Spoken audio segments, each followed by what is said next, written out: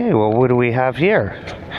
We have my new Janso X50 version 2, because it has the mag wheels, e-bike. Now, I'm going to give you a few points and some introduction to the bike and stuff like this.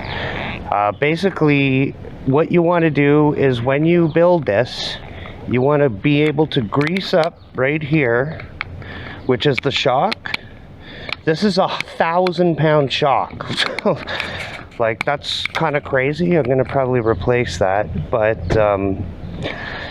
what you need to do is, if you put a little grease on there, it definitely loosens it up a bit. So you want to do that 100%. Also, I did a video on waterproofing the controller box because it will die. It died on me in 2 days of wet rain. I've found on Amazon basically a little small fender you can put on for $10 that you put on with zip ties, and I'm going to make an external secondary fender for it so that when the water does come up, it hits the fender instead of spraying into the controller box.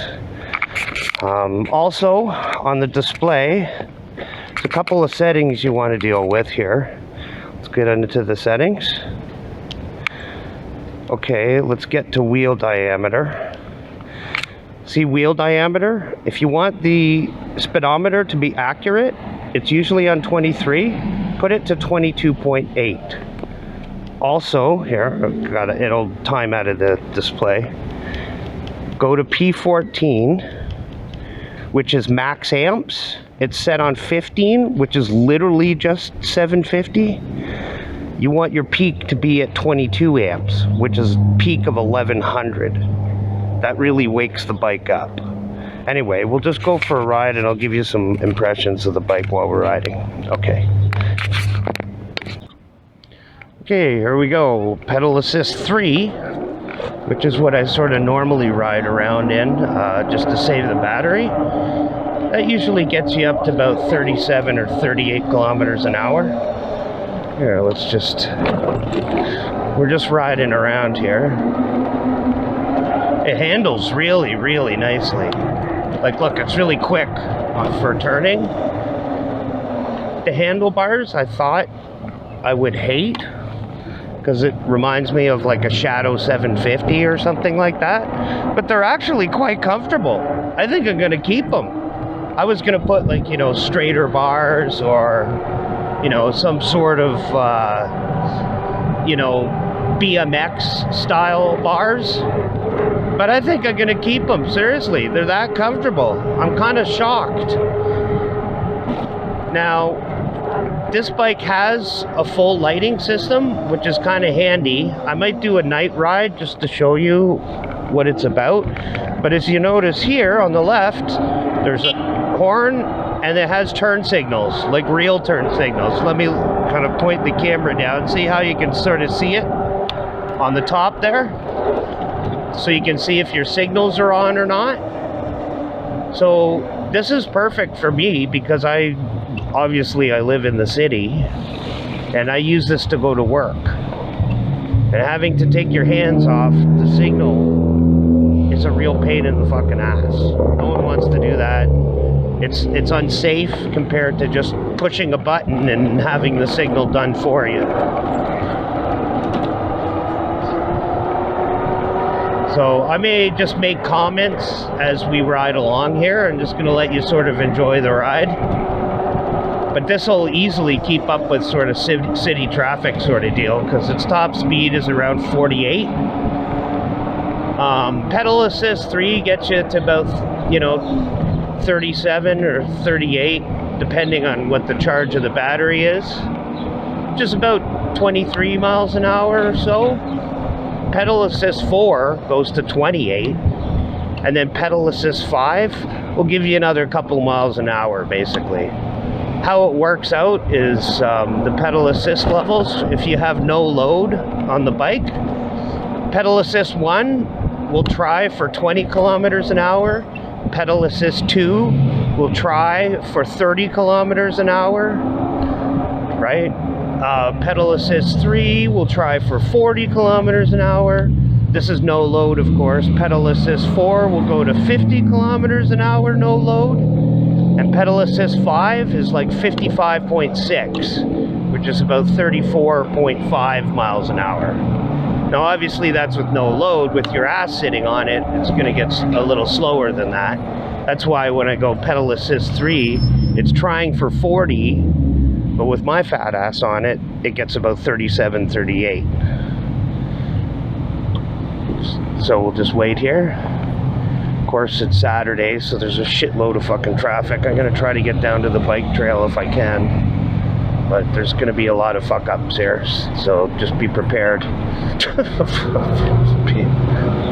Guaranteed. Because all the people that can't drive, drive on the weekend.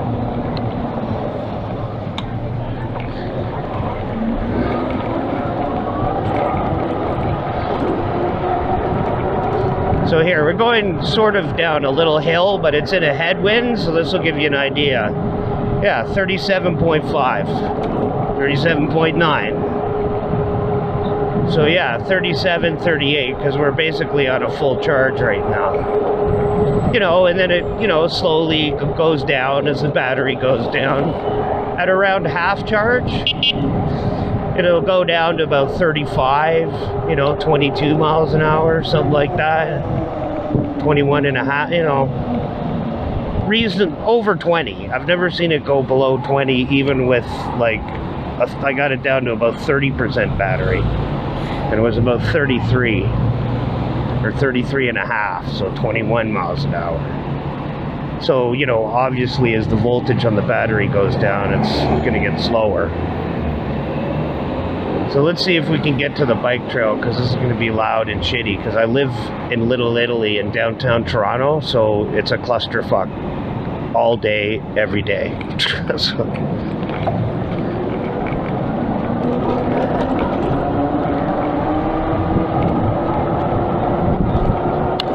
okay, you're gonna put our left turn signal on, which is nice, because look, I got both hands on the brakes and I'm still signaling. Wow. Now this doesn't have sort of a self-cancel. This is sort of like an old 70s bike.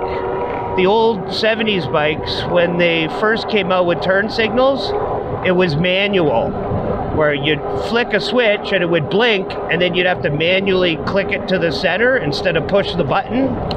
You know, push to cancel. It doesn't have that. So you just got to be aware of that. But the detents on it are pretty noticeable.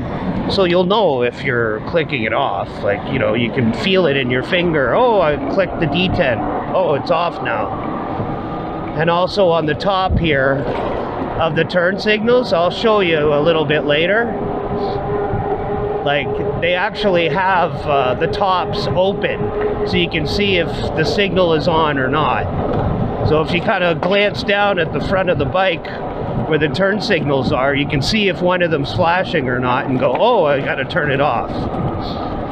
But there's no push to cancel, it's just like a manual switch. Alright, so now we're getting a little bit closer. You can see up ahead the beach. I'm gonna slow down during the beach so you can hear me better without wind noise.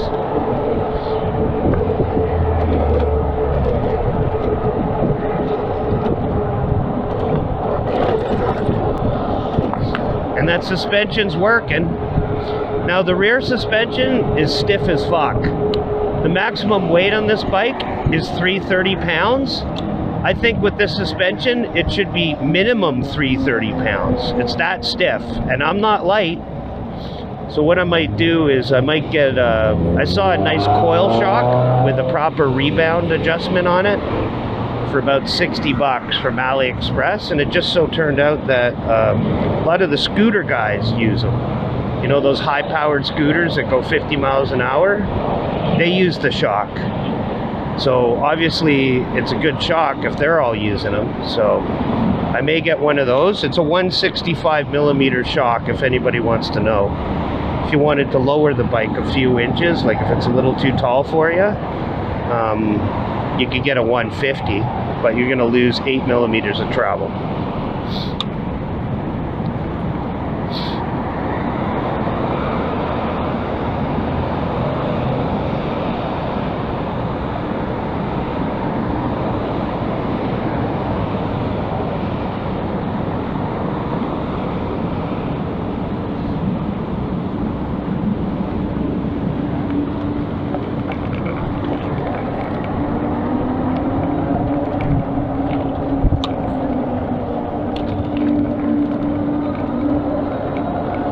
So here, I'll go down to pedal assist 2,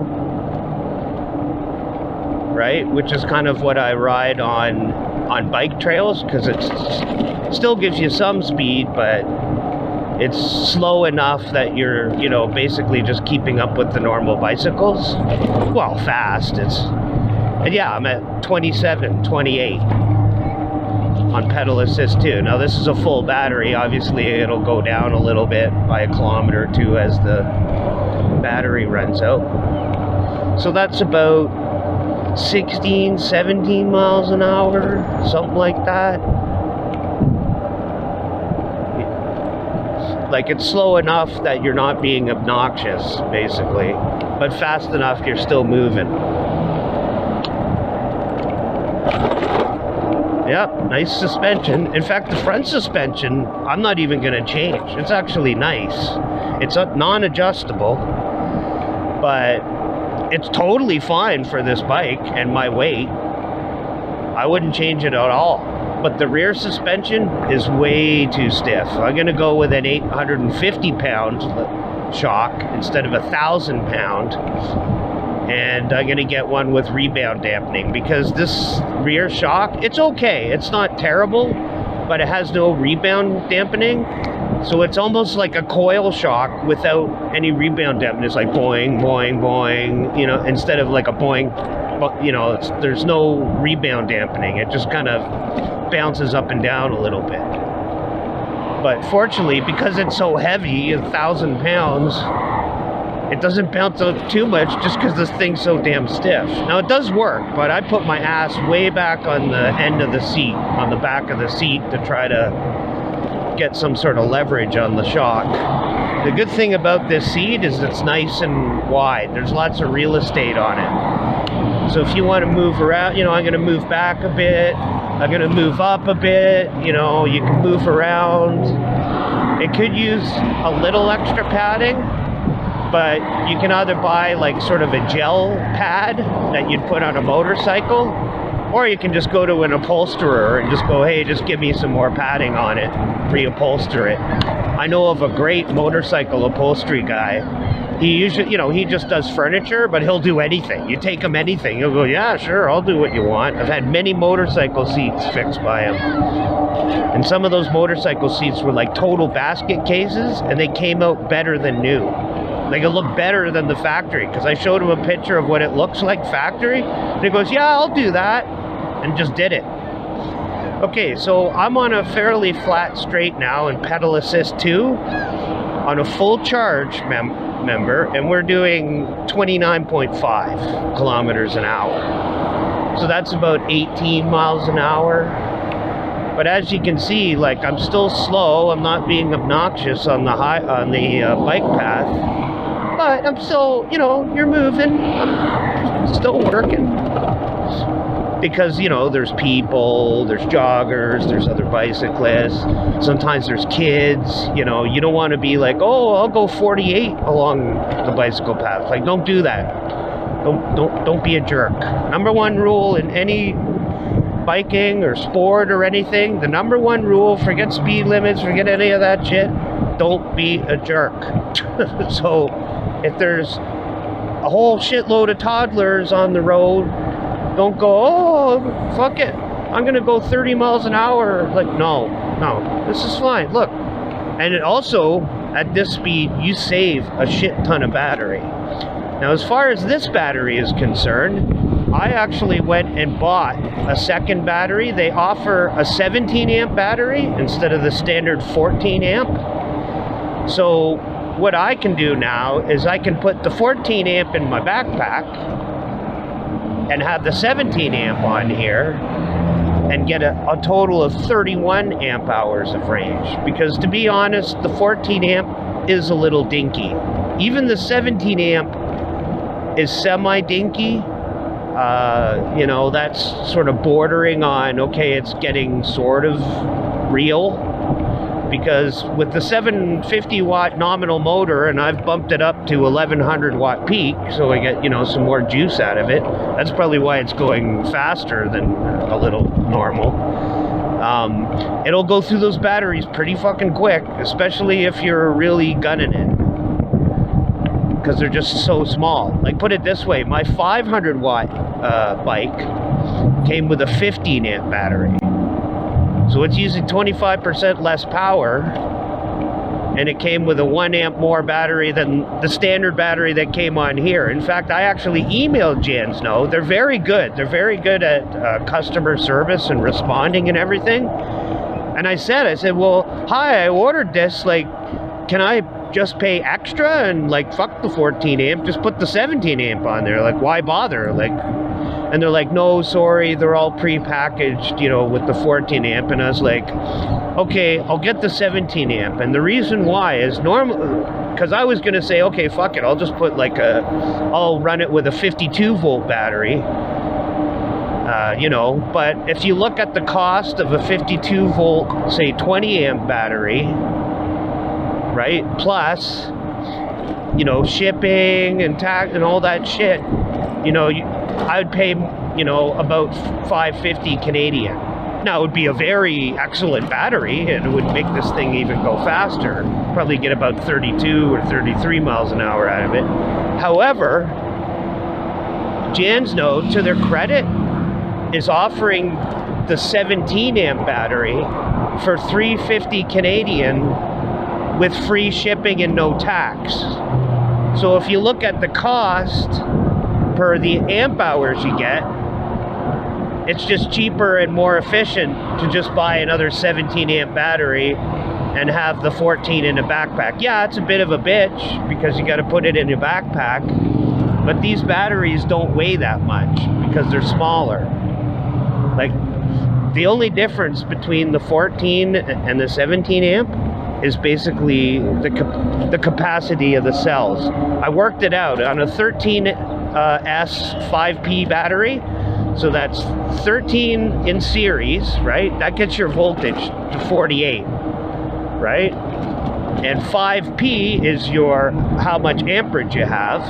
So that will be 5 times 2800 is 14 amp. So the cells, they are LG, but the standard battery, the cheapo battery they give you, because this is a very good value bike, is only 2800. So those 18650s, because I guarantee you they're not using 21700s, those 18650s are 2800 LG cells, which are dirt cheap. That's why they're only giving you 14 amp hour.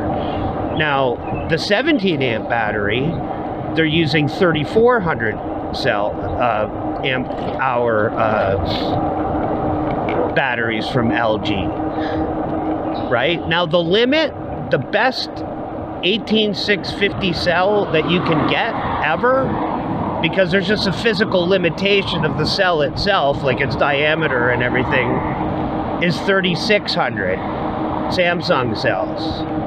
And that would be an 18 amp battery. That's the physical limit of a 13S 5P arrangement. To get any more than that in that arrangement, you either have to go to 21700 cells, which is expensive, or you have to add a whole other bank of 13 in series cells to add another three, you know, say 3600 milliamps or something. You see what I mean? So once you get to a certain point, it gets economically silly to go past it. So, you know, the standard sort of e-bike battery that you get is a 13S 5P. So it's 13 in series with 5 sets in parallel. So, you know, I'm getting a 17, and the, you know, maximum sort of capacity in that configuration is 18. So, you know, it's kind of reasonable. It's, you know, not crazy. You know, it's not like, oh, I'm losing a lot. So that's why I went with the Jansno battery, just for the cheapness, because $350 including shipping. And the beauty of it is it came with a whole other charger and a battery plate and everything. It was like a whole kit. It wasn't just the battery, it came with the whole kit. So theoretically, if I did want to sell the batteries, like say I'm like, oh fuck it, I'm gonna sell the batteries, I could sell both the batteries with the battery plate to anybody, because it's just a standard XT60 connection, to anyone, because they're giving you a whole kit for that 350 bucks. So it's really, I'm like, yeah, this makes sense, I'll just get this. It's a bitch, I gotta put the other battery in a backpack, but it only weighs about maybe 8 or 9 pounds, right? The smaller battery weighs slightly less because there's less dense cells. So if you had the 17 amp on there and you just put the 13 in a backpack, you probably wouldn't even notice it, you know, as long as it was a decent backpack. So I was like, all right, just economically it makes sense, you know, to get the 17 amp instead. And they both swap out. It's the same battery plate. So you just put one on and then you swap it out. You just plug the other one in and you're up and running. There's no like conversion or any of that sort of nonsense. It just like throw it on, okay, there, now I got more power. So that's why I did it. Because the other option, if they didn't offer that 17 amp battery, then I would have said, okay, fuck it, I'll bite the bullet and I'll throw this 14 amp in the garbage, which is a bummer because you got to throw it out. And, or maybe I'll take the plate off. You know, I'd have to do funky stuff because I haven't seen these bikes in Toronto at all. In fact, I'm the only one, I think, that I've ever seen ride this bike. So it's not like there's thousands of these things and you can dump the battery for 150 bucks easily to someone. You know, you're trying to sell it with a battery plate and, you know, people have to know what they're doing to install it. You know, it becomes problematic. It's not like, oh, I'll just go to the pawn shop and just give them a battery and walk away with 150 bucks. It doesn't work like that. So that's why I was like, okay, I'll make this decision. But what I'll do is later, I will give you some night shots because the lighting system on here is better than some motorcycles I've owned. Seriously. Especially some of those old Grim ones I used to own. That's how good the lighting system is. It's like motorcycle quality. Now, up here, when I get to sort of an area where there's not so many people, I'll show you the turn signal. I'll get off and I'll show you the turn signals and all that, just to show you like what it's doing in a basic form. Because it has brake lights and everything. Hello.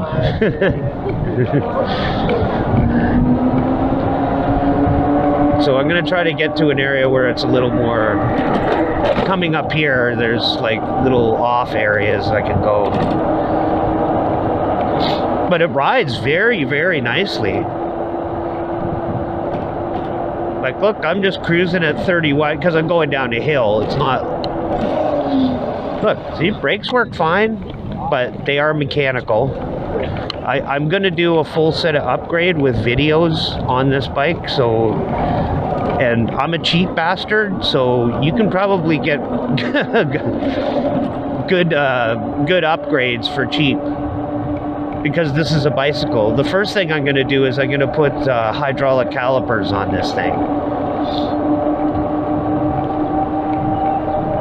And that'll increase the braking a lot. Now these brakes, they're not bad.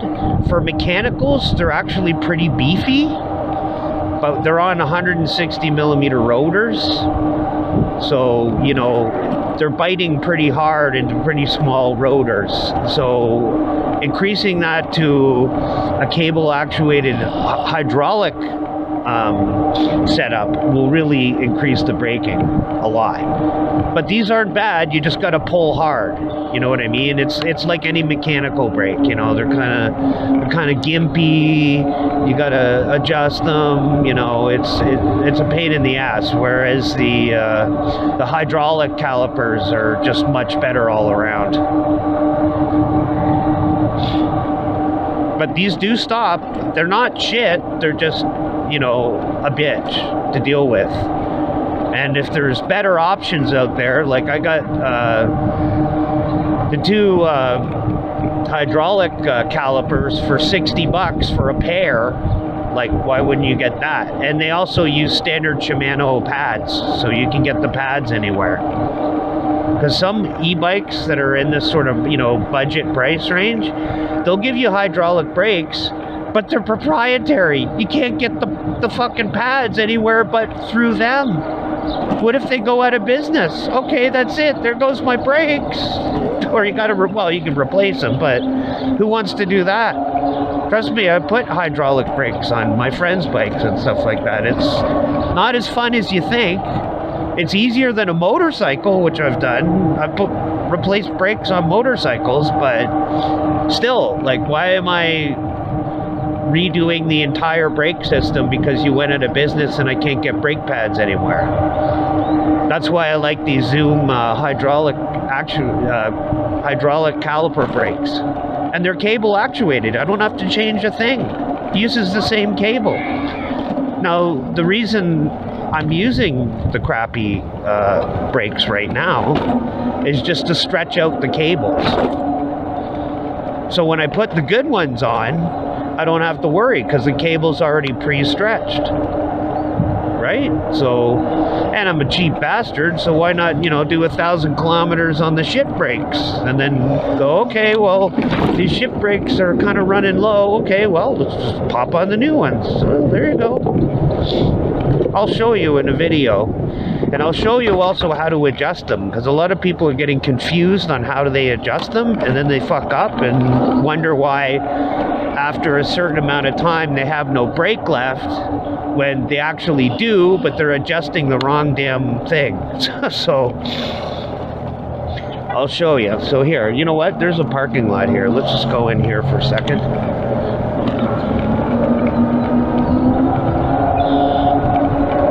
See, love these turn signals.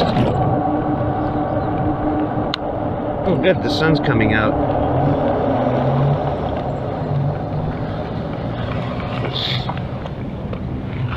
Okay, I'll just give you. Okay, so let's put a turn signal on. See, as you can see at the top, it shows you that it's on.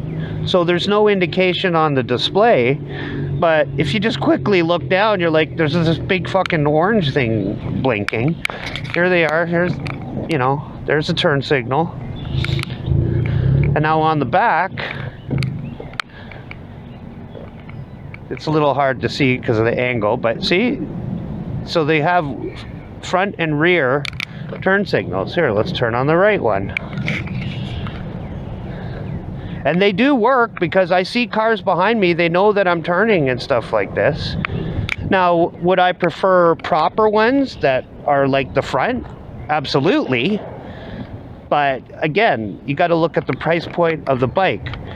For this bike, I paid with taxes and shipping and all the bullshit on top of it. I got it to my door for literally $12.99. That includes everything, because in Canada you got to pay taxes on the ship. I know in the States it's like free shipping and free blowjobs and a rimmer for nothing. In Canada you got to pay extra.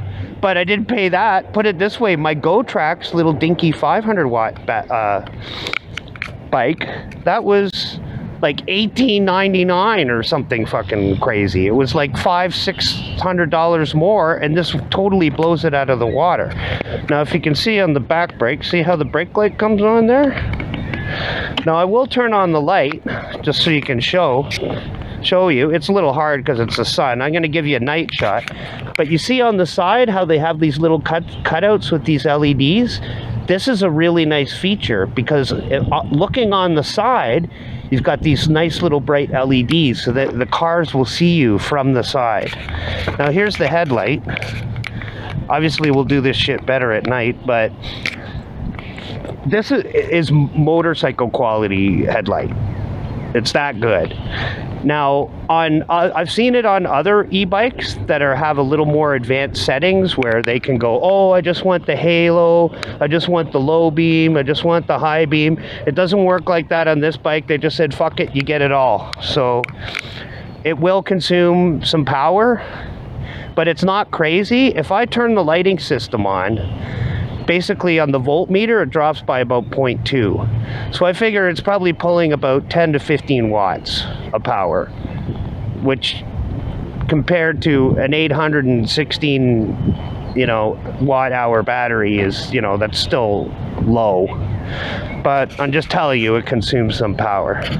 So let's just keep riding around, and maybe we'll get up to some high speed. Oh, one other thing. These are the mirrors I bought. Now you see how they're offset? So it doesn't, the stock doesn't come up right from the bar. The reason why is because you have displays, you have, you know, shifters, you got a bunch of crap, right, that you got to deal with. So I got these ones that are offset. So instead of the display having to go like this because there's a stock coming, making it turn, I've got these offset ones. If you look, this is offset to the front, and on the other one, I made it offset to the rear. So to the rear, I can put the shifter still in its same position, and then the other side, I can put the display in the same position. You know, I can move it up and down. Look, there's lots of room. I can tilt it, or I can do whatever I want. So, you know, I don't know if that is an issue for you or whatever. Like, I would have loved to have had bar ends, but the thing is because of the swept back nature of the bars, you know, it might have been like, oh, you know, it just can't do it. Now, I could probably look and search for more bar end mirrors, but the thing is the bars are already pretty wide. So making it even wider with bar ends, you know, I don't know. If I change the bars to more of a straight setup, like a BMX style, or just straight bars, or something with like a little rise and, you know, more aggressive riding position, then I'd put bar ends on. Anyway, we'll get back on it. We're just sort of riding around. We're not doing anything too fancy. This is just sort of like, instead of me doing a video on like watching me fucking turn screwdrivers and shit to build, it was very easy to build. Like, if you can turn a nut, okay, you're qualified. It's like that simple. Like, there's no, like, oh, you got to be a motorcycle. Actually, you know what? I'm going to go on the road here. Let's bump it up to 3. Also, the throttle is very good. Like, here, I'm going to put it in 5. Right? So I'm in 5 right now. First I got to get to an area where I can go slow, but this throttle is an actual throttle. Like, a lot of throttles are like on or off. Like, here, watch, I can go there. Look, I'll just go this speed. Look, no problem. Look, I'm going 25 and holding it. I can go 5 kilometers an hour like this if I want, and then just twist a little bit, and there you go, speeds up. It's like a proper throttle. It's not like on-off type of deal. Actually, you know what? I'm getting the fuck out of here. Now, I don't want to be stuck behind those guys. Here's a good area. Okay, watch. I'm on 5. Okay, I have the throttle on. I'm going 6 kilometers an hour. A little pressure. Oh, now I'm up to 10. Oh, lower pressure. Now I'm down to 8. I'm on pedal assist 5. I can go 48 kilometers an hour, and I'm doing 5. With just it's like a real throttle. You just put a little pressure on it. Like, watch. See, look. See, I can go 15. Here, let's put a little more pressure. Just a little pressure on the throttle. Oh, we're up to 18. So it's an actual throttle. I really love this throttle. Like, I hope all e-bikes get throttles like this in the future, where it's not just like a dumb sort of, you get kind of half throttle and then like full crazy, you know, throttle thing.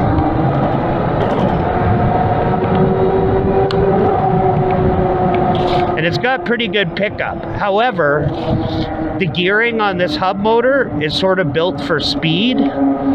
So, you know, it takes off a little slow and then picks up at about maybe 60, you know, like 10 miles an hour, because of the gearing is built for speed more than torque. Still has lots of torque, trust me. It's got lots of power, especially since I boosted up to 1100 watt peak. Here, let's Let's see how much of a run I can get. I don't know.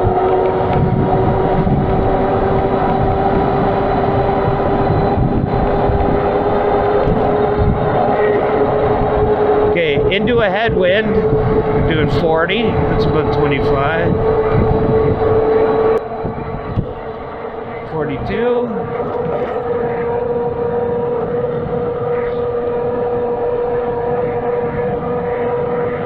44, 45, that's 28 miles an hour, 46, about 29, there's 47 and a half. So now you need a bit of a run at it, but this thing's like a freight train. It just keeps getting faster and faster and faster. And I'm into a headwind too. I'm going against the wind. Obviously, if you're not going against the wind, it's going to be a lot easier. But yeah, see, it stops. Like, even with the shit brakes. So here, let's put it back down to 2, which limits the speed. I actually like that. Because sometimes I'm like, okay, I just want to go like this, like bicycle speed. So, you know, I'm not having to flutter the throttle just to keep that speed up. It's like, no matter what I do at full throttle, I'm only going 27, 28, or whatever it is, right? You can limit the throttle.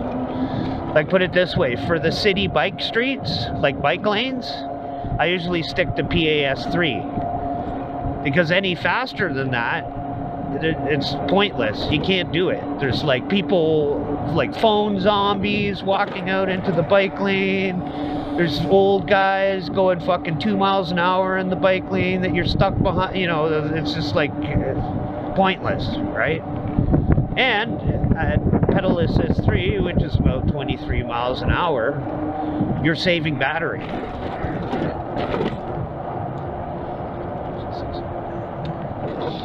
So, you know, why wouldn't you do that? Now, when I go out onto roads where there's no bike lanes, then I put it up to 5, and then I try to keep up with traffic properly.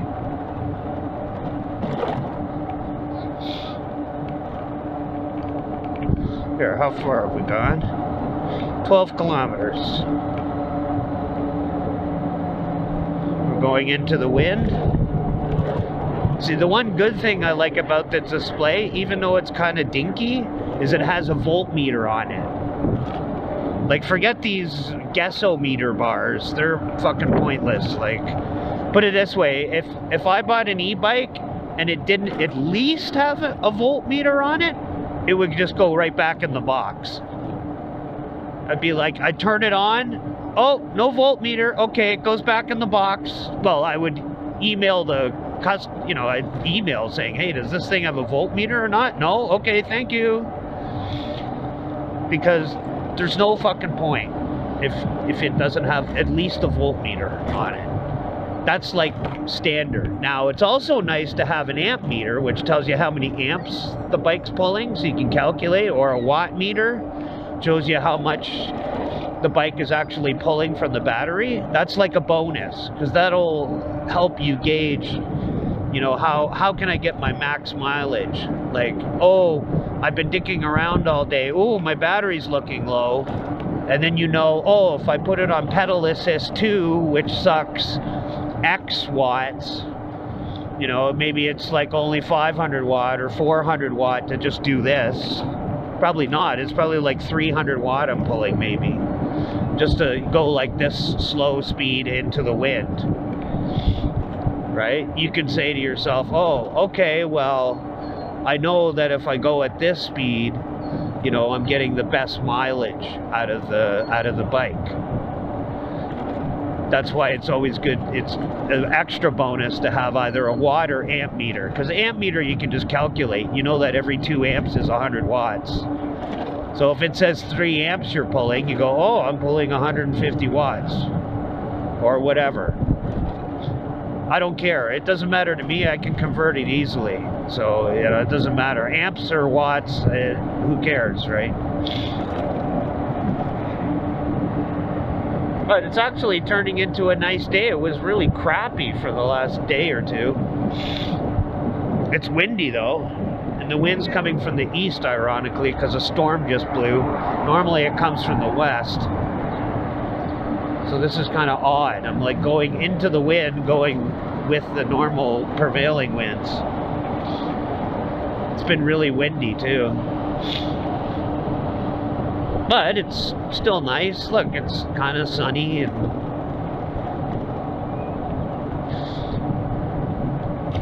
oh, they're getting the canoes out. Nice.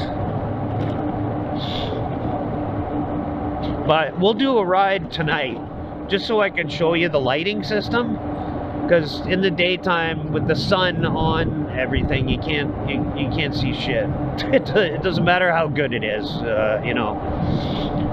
But I'd say, yeah, this is definitely a good deal and worth it, but close that fucking hole in the back of the controller box. I have a whole damn video on it.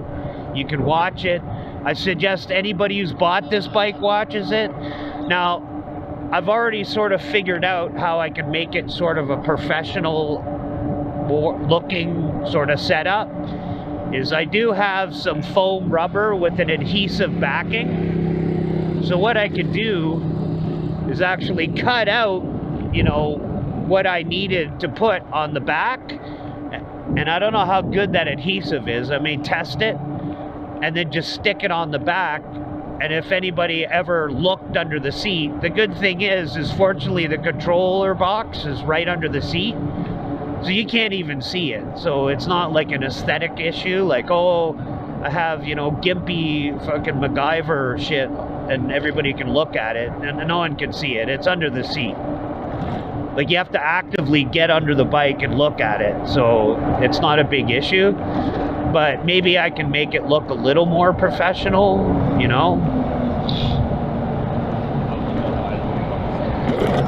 Okay, someone's fucking up. Anyway, whatever.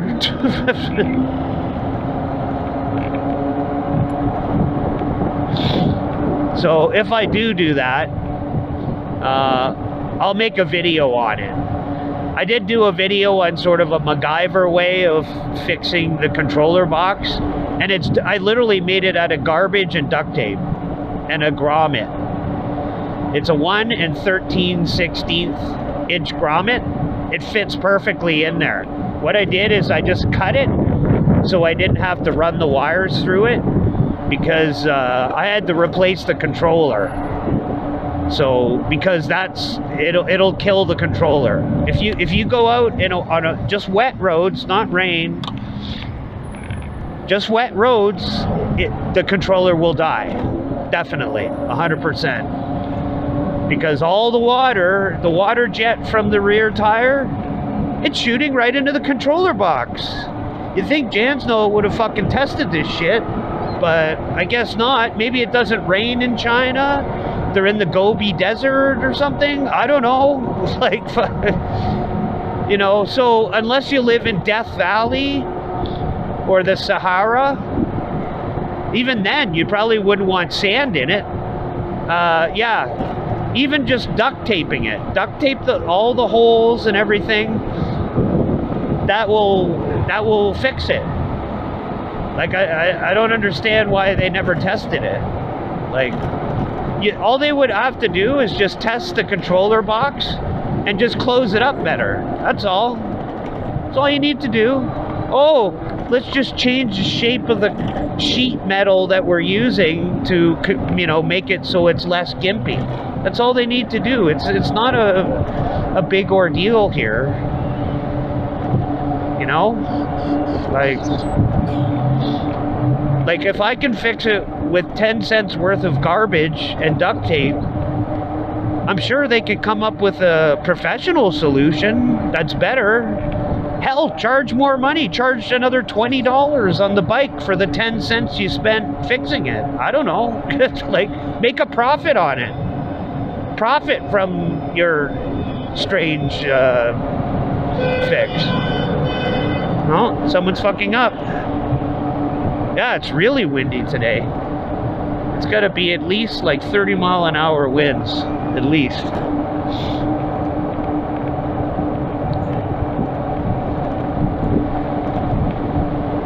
I hope you can even hear me over the wind. This feels like I'm going about like 60 miles an hour, like on the highway. That's how fast it feels. Like as far as wind is concerned, because I was a motorcycle for, you know, user for what? I don't know, 40 years maybe now? I don't know, I was like basically a little kid. Okay, kids. Don't be fucking up now. Stay away from feminism, kids. stay Might as well give them some important life information. Yeah, see, look at the windmill. Here, let's stop for a sec. Here, I'll point up a bit. See the windmill? Look how fucking fast it's going. That's how windy it is. It's like crazy. It's fucking nuts. It's...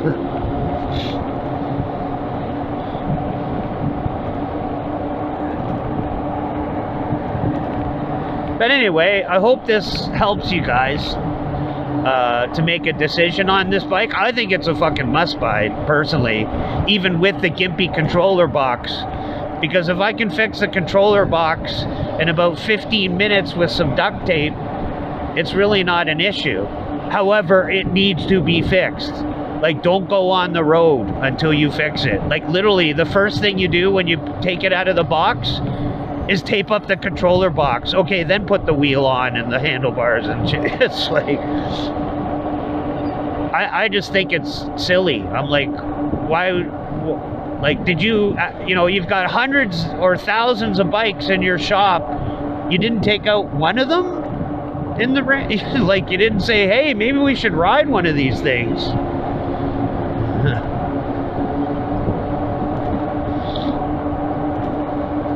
But here, let's just enjoy the ride a little bit. I'll boost it up to 3. Let's catch up with the spandex crowd. And the good thing is I can, with the throttle being so nice, I can actually keep with them without passing them. Because look, here's full throttle on PAS3 into the wind. You know, I'm doing 34 and a half. You know, it's climbing. This is like really super windy. It's about as windy as you're gonna get. But if I want, I can slow down, and okay, now I'm going 31 with just a little less throttle. Like, it has a lot of resolution, the throttle. It's not just an on and off, hope you live type shit.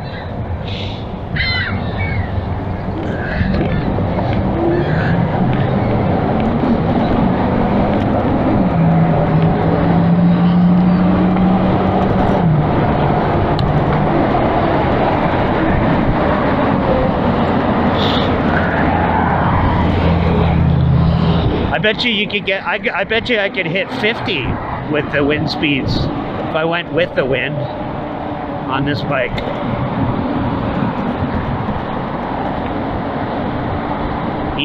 I bet you I could if I was going with the wind, maybe 51. So 31, 32 miles an hour, just because the wind's with me. Acting like a sail.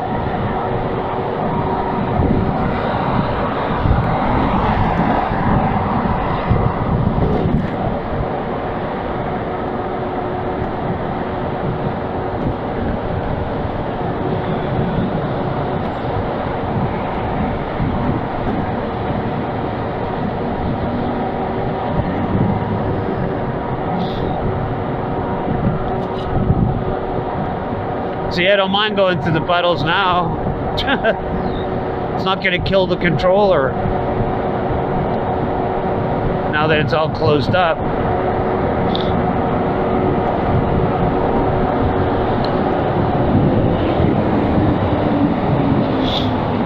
And actually, the sad thing is the fenders on here work well. Like, I didn't have a fucking drop on my pants or anything. Nothing. They're great. The fenders are great at protecting you. They're just shit at, you know, the controller. The controller hates the fenders.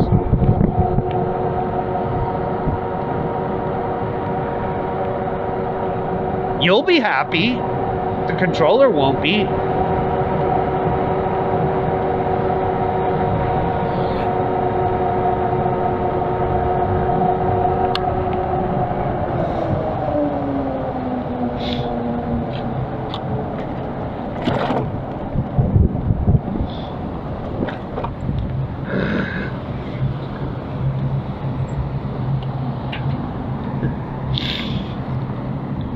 Yeah, the fender systems are good on this. Just, you know, don't have a hole in the fucking back of the controller box. Like, I don't, like, were they doing Chasing the Dragon and doing some black tar heroin or something? Like, what the fuck? It's like, you couldn't spend 10 cents on a fucking grommet? Like, no, that 10 cents, will go into loss. If that's the only profit we got is 10 cents.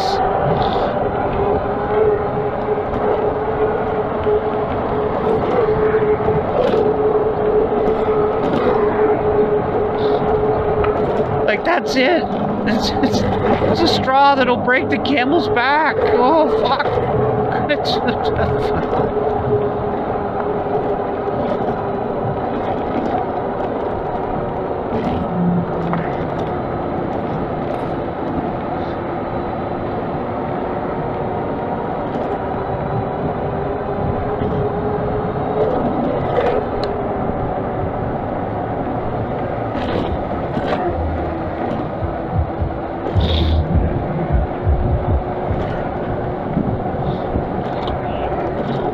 This is turning into clusterfuck town, so I'm gonna go back home.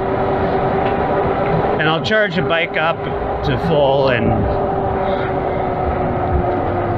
yeah. And we'll continue at night. There'll also be less traffic probably. I'm just gonna do a little bit of a jihad maneuver here. Also, look how sharp you can turn on this. Like, look, it's like crazy. Like most bikes, it's like, oh, with a double crown. This one actually is well designed.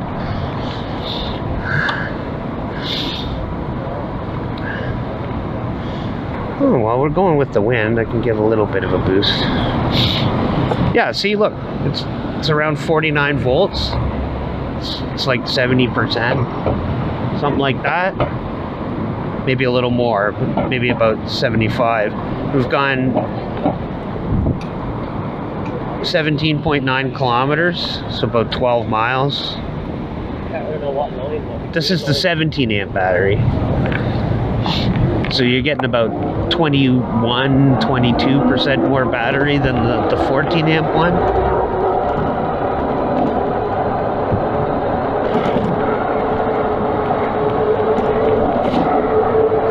Beating the cars now. 42, 43. Well, that was a quick 27 miles an hour on not a full battery. And it was, you know, obviously it's still accelerating, but it can't, you know. That's the thing, is it just takes a little while to get up to speed. That's why I always pedal when I'm first starting out. Whoa. Don't fucking kill me, bus.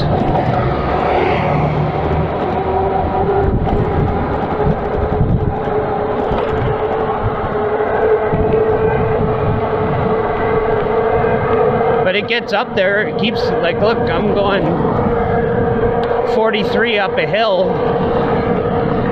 About what, 27 or something? I don't know. Something like that. 43.7. I don't know. So if I'm doing 27 up a hill, it's more than enough to get you around town. Especially as you can see with the traffic of where I live. It's just like clusterfuck central.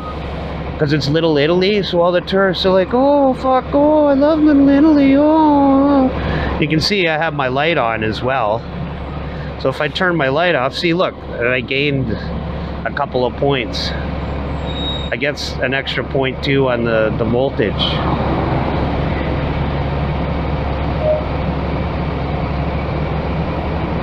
So that's why I'm saying, like, I like living in Cracktown, ironically, better than Little Italy.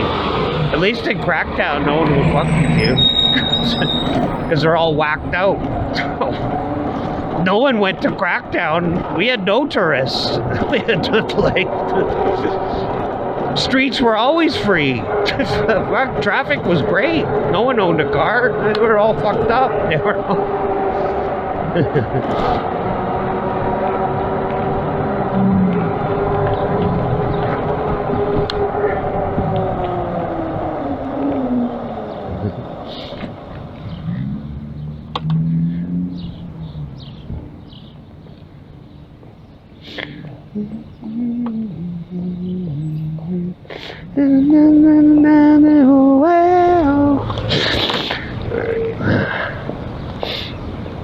See, look, turn on your light, turn off your light. It's really easy. Get a little bit of a beep. See, the only time the bars work is when you're stopped. So look, when I pull, you'll see that, you know, the voltage sag will kill all the bars. So for the Janso meter, what I would do is, if you really want to know what's going on, oh fuck, here's a cop. Someone fucked up. Wow, sounds like Crackdown. Sounds like home. But what you want to do is, if you want to see, if you want to use the bars, they can be used, but you have to stop and wait a few minutes until the voltage, you know, doesn't sag anymore, stabilizes. Then the bars work, because you'll be running down the road and you'll look at your bars and be like, oh fuck, I got 1 bar left, and then you stop and you look at your voltage and you're like, fuck, I got over half the battery, what the hell? Oh look, I got 4 bars now. See what I mean? So the bars are like a Janso meter. That's why I like a voltage meter, because a voltage meter doesn't lie. Now, probably on some more advanced displays, they might have some sag compensation or some whatever, but even if they have that sort of stuff, it's still a fucking guess, because it's all going off of voltage. So look, when look, I'm accelerating, I'm down to 46 volts. Oh, take off the accelerator, oh, I'm back up to 48.2. You know, you see what I mean? So the bars go, oh no, he's down to 46. Oh fuck, we only have so much battery left. That's why if you stop, let it sit for a few minutes so the voltage will stabilize, then you can look at the bars. So the bars are only useful when you've stopped for 5 minutes. So just know that.